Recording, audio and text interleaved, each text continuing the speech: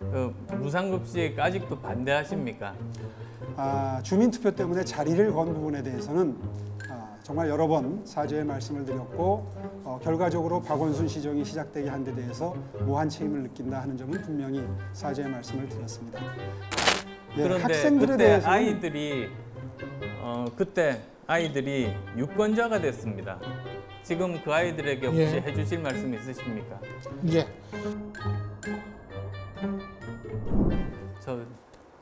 아마 오세훈 후보께서도 동의하시겠습니다만 이번 선거가 정말 야권이 이겨야 되는 선거입니다. 박원순 서울시정 10년 심판해야 되는 선거 아니겠습니까?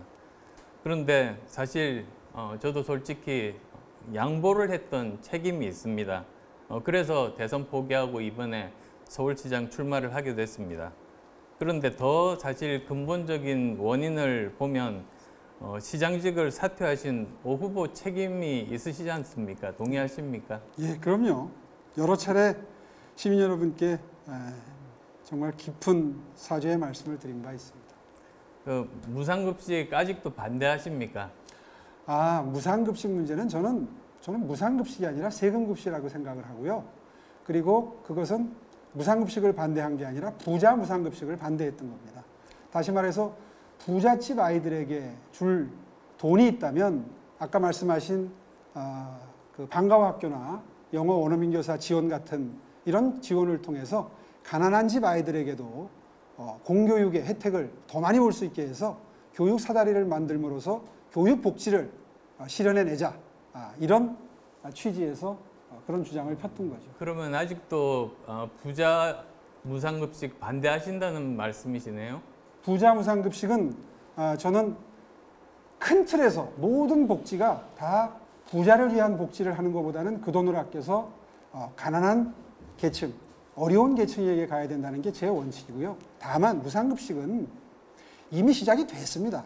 그리고 올해부터 특히 초중고등학교가 다 실시가 되는데 굳이 그거를 10년이 지난 지금까지 꼭 반대하고 싶은 생각은 없습니다. 또 기왕에 하고 있는 것을 철회하거나 취소하는 것은 저는 반대한다고 어저께도 비전토론 때 말씀을 드렸습니다. 제가 의사 입장에서 보면 사실은 아이들 먹는 것 자체가 그 평생 건강에 굉장히 중요합니다. 그리고 그렇습니다. 또 커가는 아이들이 여기에 대해서 차별받는 것은 심리적으로 굉장히 큰 타격을 줍니다. 그래서 저는 아이들에 대해서는 보편적인 복지를 하는 것이 원칙이다. 저는 그렇게 생각합니다. 저는 조금 생각이 다른데요. 제가 우리 아이들 초등학교 때 미국에서 1년 동안 생활을 했습니다. 그곳에서도 보니까 확실히 어려운 집안 자제분들한테 무상급식을 하고요. 좀 여유 있는 집 자제분들한테는 무상급식 안 하더라고요. 제가 따져보니까 전 세계에 이렇게 계층과 무관하게 전체적으로 무상급식 하는 나라는 거의 없습니다. 그거는 우리나라 민주당이 정말 억지 논리를 만들어낸 겁니다. 어린이들에 대해서 누리과정이라든지 아동수당이라든지 또는 우리 의무교육 있지 않습니까? 초등학교, 중학교 부자라고 해서 입학금이나 등록금 받지 않지 않습니까? 그럼 그런 것들도 전부 다 부자에게는 받아야 된다는 그런 말씀으로 들리는데요. 이렇게 말씀드리면 아마 쉽게 이해를 하실 것 같은데요. 어차피 재원은 한정이 되어 있습니다. 한정된 재원을 쓰는데 부자에게도 똑같이 100만 원 예를 들어서 또 어려운 집안에도 똑같이 100만 원 이렇게 지원을 하다 보면 한계가 생기죠. 그러니까 그거를 부잣집에 쓸 수 있는 예산을 가난한 집에 쓰게 되면 일종의 사회적 사다리, 계층이동 사다리, 교육에 있어서는 교육 사다리 이런 것들이 마련됨으로써 양극화를 해소할 수 있다. 이런 관점에서 이해해 주시면 좋겠습니다.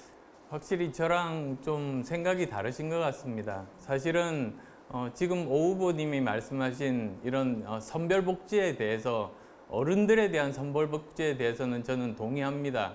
그런데 최소한 아이들에 대해서는 보편복지가 맞다는 그런 입장을 가지고 있습니다. 이번에 지금 교육 예산이 유치원에 대한 그 무상급식 있지 않습니까? 거기에 대해서는 어떤 의견을 가지고 계십니까? 그러니까 무상급식이 한정돼서 말씀드릴 게 아니라 교육 예산이라는 게 한정이 되어 있기 때문에 한정된 교육 예산을 어떻게 어려운 계층의 학생들에게 더 많이 예산이 갈 수 있도록 하느냐가 사실은 교육 사다리를 만드는 방법이고 교육 양극화를 해소하는 방법이다. 이런 취지에서 이해를 하면 좋겠고요. 그거를 뭐 쓸 수 있는 돈이 수십 가지, 수백 가지인데 무상급식 하나에 한정돼서 이야기를 계속하는 것은 그거는 이 토론의 목적에 부합하지 않는다. 저는 그렇게 봅니다. 그러시다면 실제로 이미 시행하고 있는 것에 후보께서는 유치원 무상급식 반대한다. 그렇게 제가 해석해도 되겠습니까? 유치원 무상급식도 초중고등학교 유상급식과 마찬가지로 하고 있는 것, 할 것에 대해서 굳이 반대할 생각은 없다고 말씀을 드렸고요. 다만 전체적인 교육 예산 중에서 어떻게 효율적으로 어려운 계층에게 더 많이 돌아갈 것인가는 연구를 해야 된다는 게 제 정치적인 철학이고 입장이다. 이런 걸 강조합니다. 그 당시에 오 후보께서는 이제 반대하셨습니다만 그 당시 경기도 김문수 지사는 그 당시 또 그 도의회와 서로 협의를 해서 무상급식을 실시를 했지 않습니까? 그렇습니다. 그래서 그때 여러 가지 나온 이야기들이 오 시장께서 그 당시에 새누리당의 지도부들과의 소통 문제, 그 다음에 또 의회와의 소통 문제, 갈등 이런 문제들 때문에 결국은 이렇게 불행한 일들이 생기게 됐습니다. 그런데 그런 일들이 이번에 또 다시 생기지 말라는 보장이 있을지 모르겠습니다.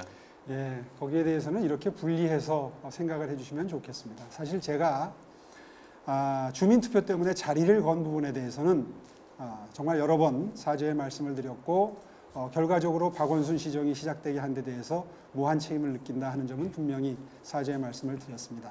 다만 이 주민투표가 왜 생겼는가, 당시에 아마 우파 진영 전체 그리고 모든 우파 언론이 소득계층과 무관하게 똑같이 무상급식을 실시하는 것에 대해서는 이건 앞으로 계속될 무상등록금, 무상의료, 당시에 민주당이 집권을 위해서 내놓고 투쟁했던 시작이기 때문에 그 시작, 조그마한 구멍이 나기 시작하면 앞으로 계속 번져나갈 포퓰리즘, 인기영합주의의 시작이라는 관점에서 반대를 했고요. 정치권에서는 제가 속했던 그 당이 그 다음 해에 국회의원 선거와 대선이 있는 상태라서 용기 있게 나서서 그 점을 문제제기를 못하는 상태에서 선거를 치른 지 얼마 안 된 제가 그 십자가를 짊어지고 그 주장을 지났습니다. 했던 겁니다. 그러면 그때 판단 잘못은 인정하시는 겁니까? 예, 직을 걸었던 데 대해서는 정말 다시 한번 무리했다 하는 입장을 분명히 하고요. 다만 예산을 효율적으로 쓰기 위해서 그리고 가급적이면 사회 양극화를 해소하고 계층 이동 사다리를 만든다는 관점에서 이왕이면 부자에게 갈 복지가 어려운 계층에 가야 된다. 이 원칙을 지키기 위한 첫걸음이었다. 이 점은 분명히 다시 말씀을 드리겠습니다. 저는 여전히 아이들에 대해서는 보편복지라는 그런 생각을 가지고 있습니다. 가장 먼저 나라가 투입해야 될 것이 바로 그것입니다. 예, 그런데 학생들에 그때 대해서는 그때 아이들이 유권자가 됐습니다. 지금 그 아이들에게 혹시 해주실 말씀 있으십니까?